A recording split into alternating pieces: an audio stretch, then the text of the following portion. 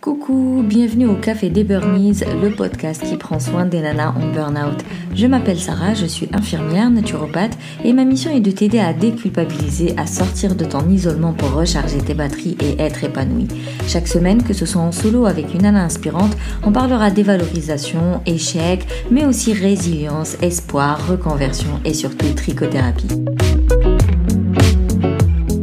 Si tu veux sortir de ces phases de burn-out, si tu veux remonter la pente, si tu veux retrouver ton énergie et ton peps, réserve ta séance découverte. On va parler de toi, parler de ce que tu affrontes en ce moment et voir ensemble ce que tu peux mettre en place. Avant de commencer l'épisode, je vais lire l'avis de Jamila qui dit « Merci Sarah, cela fait du bien d'entendre et parler de son expérience, force et courage à nous toutes. » D'ailleurs, tu peux retrouver l'épisode avec Jamila, notre sophrologue. Il s'appelle « Admettre, sortir de l'isolement et se responsabiliser ». Mais sinon, tu peux aussi me laisser un avis. Ça me ferait super plaisir de le lire aux prochains épisodes.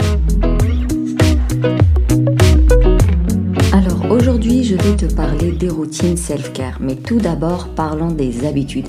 Qu'est-ce que c'est qu'une habitude ? C'est un comportement, exactement, c'est un schéma comportemental qui est enregistré, qui est automatisé et donc que tu vas faire inconsciemment. Il enclenche ce schéma et tu refais exactement la même chose au même endroit, de la même manière. C'est donc relativement permanent. Heureusement qu'on peut changer les habitudes. Il y a eu une étude qui a dit que 40% de ce que nous faisons au quotidien est automatique, est automatisé, est enregistré par le cerveau, donc est fait inconsciemment. J'ai envie de dire heureusement, parce que imagine, quand tu t'ouvres les yeux, tu dois réfléchir pour ouvrir les yeux, réfléchir pour sortir du lit, réfléchir pour ouvrir une boîte, réfléchir pour ouvrir une porte, pour te laver. Si on devait réfléchir au moindre geste, mais c'est pas faisable, enfin je veux dire humainement c'est impossible, on mourrait.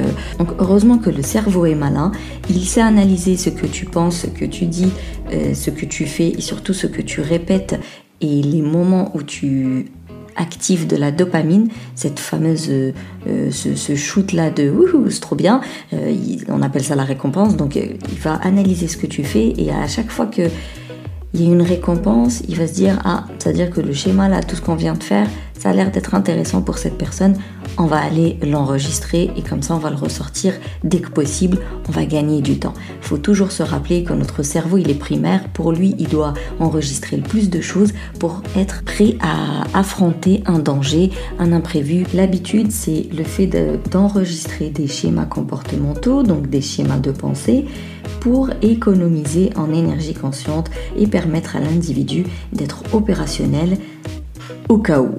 Alors, comment fonctionne une habitude ? Pourquoi je parle de schéma comportemental ? Parce que ça part toujours d'un signal qui va être une personne, un son, un souvenir, une action, une pensée, donc ça peut être tout et n'importe quoi, une envie. Ce signal-là va enclencher une routine, c'est-à-dire ce qu'on va se dire, ce qu'on va ressentir et ce qu'on va mettre en place.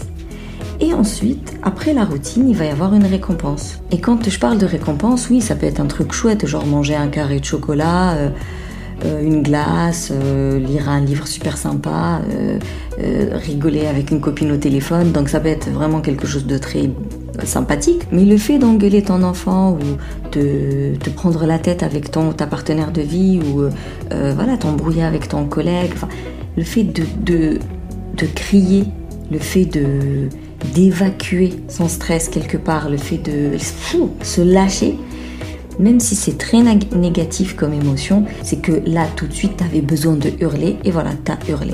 Là tout de suite tu devais exploser et voilà, ça t'a fait du bien de t'exploser, même si par la suite tu vas regretter, culpabiliser, tout ce que tu veux, mais au tenter, ça te fait du bien, sinon tu le ferais pas.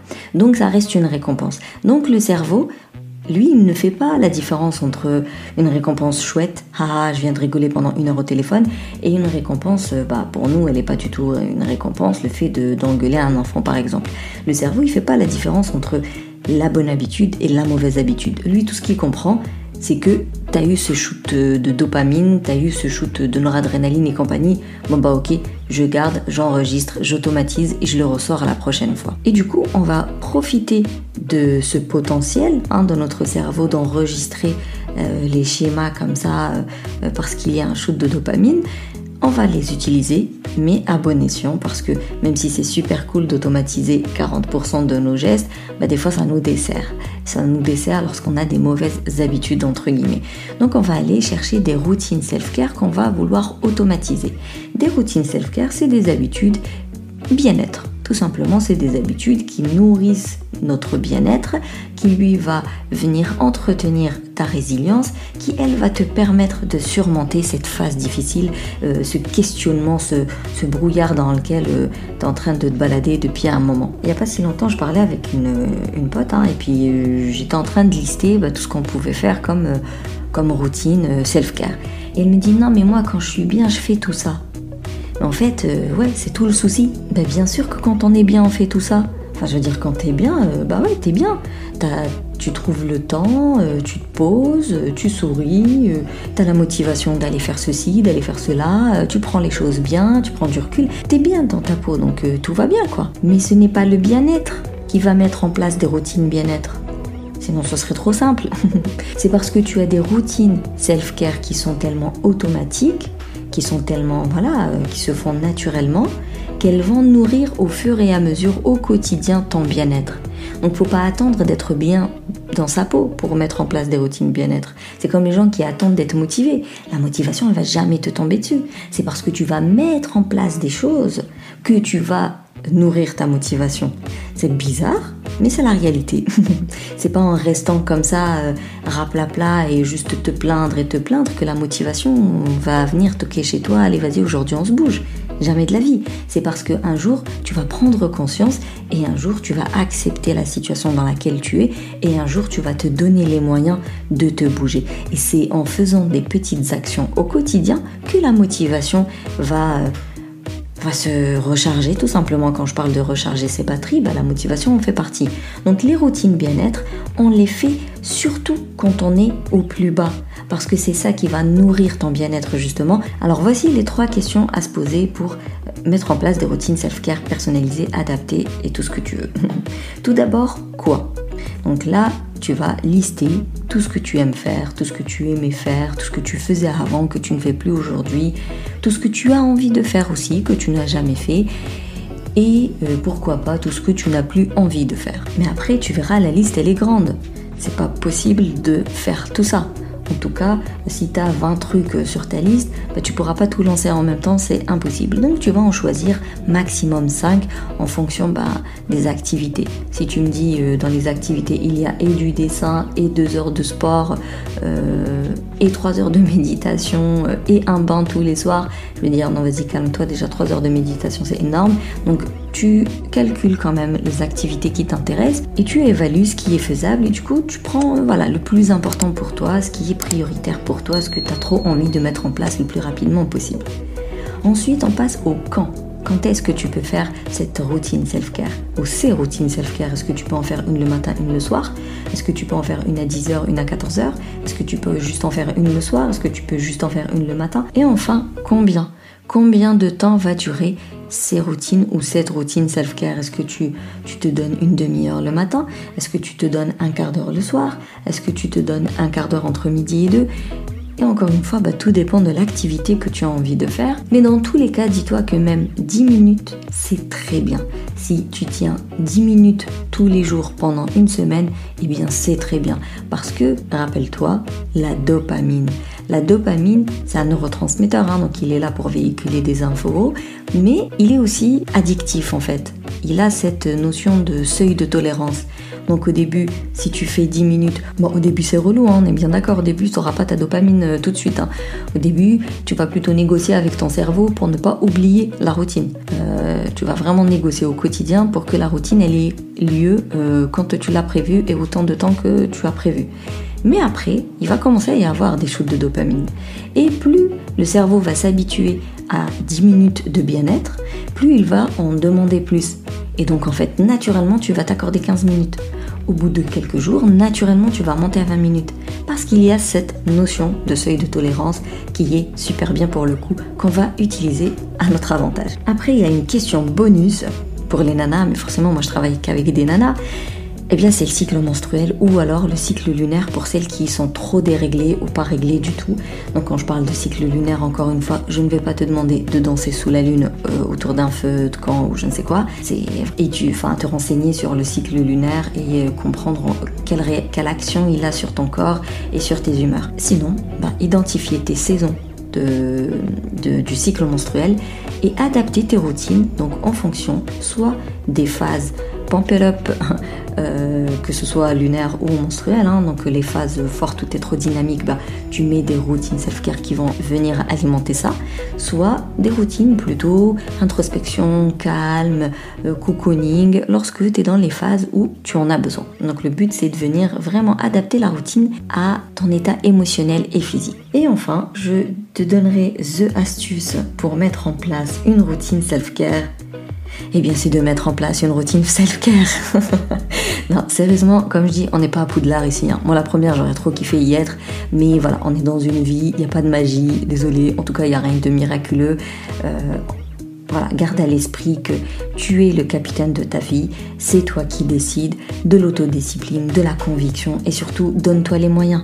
Mets des rappels, mets des post-it. Je le répète, c'est pas grave, ça finira par rentrer. Donc, se donner les moyens, utiliser des applications, se renseigner, demander à quelqu'un de te le rappeler. Peut-être, je sais pas si c'est une activité sportive, le faire avec quelqu'un qui peut te motiver. Si c'est une lecture, eh bien, laisse le livre comme ça, que tu vois ce livre avant de dormir. Ça va te rappeler que tu devrais lire quelques lignes avant de te coucher. Tricot, en avoir toujours un dans le sac. Comme ça, dès que tu as un petit coup de stress, hop, tu ressors tes aiguilles. Vraiment, donne-toi les moyens parce que personne ne va le faire à ta place.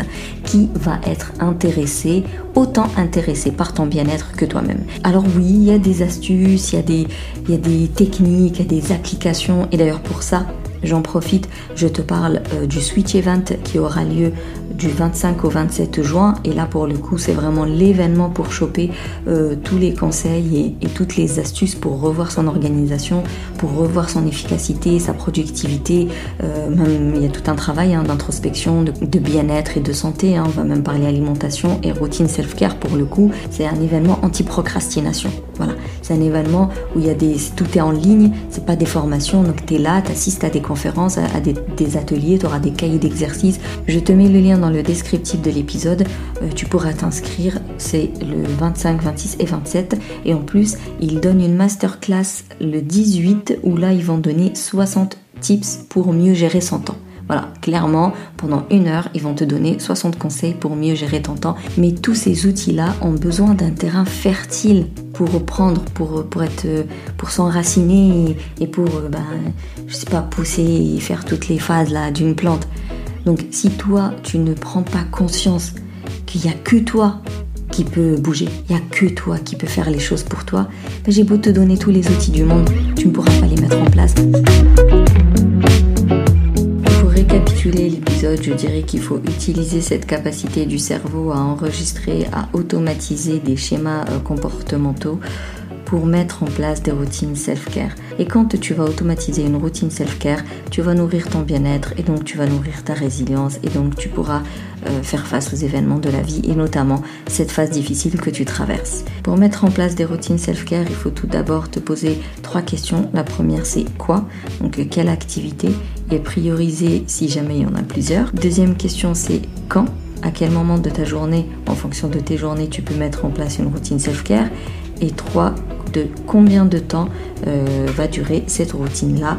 Et puis surtout, tu l'adaptes en fonction de ton cycle menstruel ou cycle lunaire. Et enfin, je te rappelle qu'il y a une masterclass le 18 juin dans laquelle ils vont te partager 60 conseils pour mieux gérer ton temps. Et puis on se retrouve au Switch Event. Moi j'interviens le 26 pour parler justement des routines self-care et comment les adapter à ton cycle menstruel ou à ton cycle lunaire et comment surtout les adapter aux ressources et au temps et à l'énergie dont tu disposes. C'est sous format d'atelier avec un exercice pratique parce que le principe c'est de passer à l'action le plus vite possible. Merci plus pour ton écoute. Si tu veux soutenir le Café des Burnies, tu peux me laisser un avis et mettre 5 étoiles sur la plateforme d'Apple Podcast. On se capte sur Instagram pour continuer à papoter. Je te dis à la semaine prochaine et d'ici là, surtout, booste ton feeling good.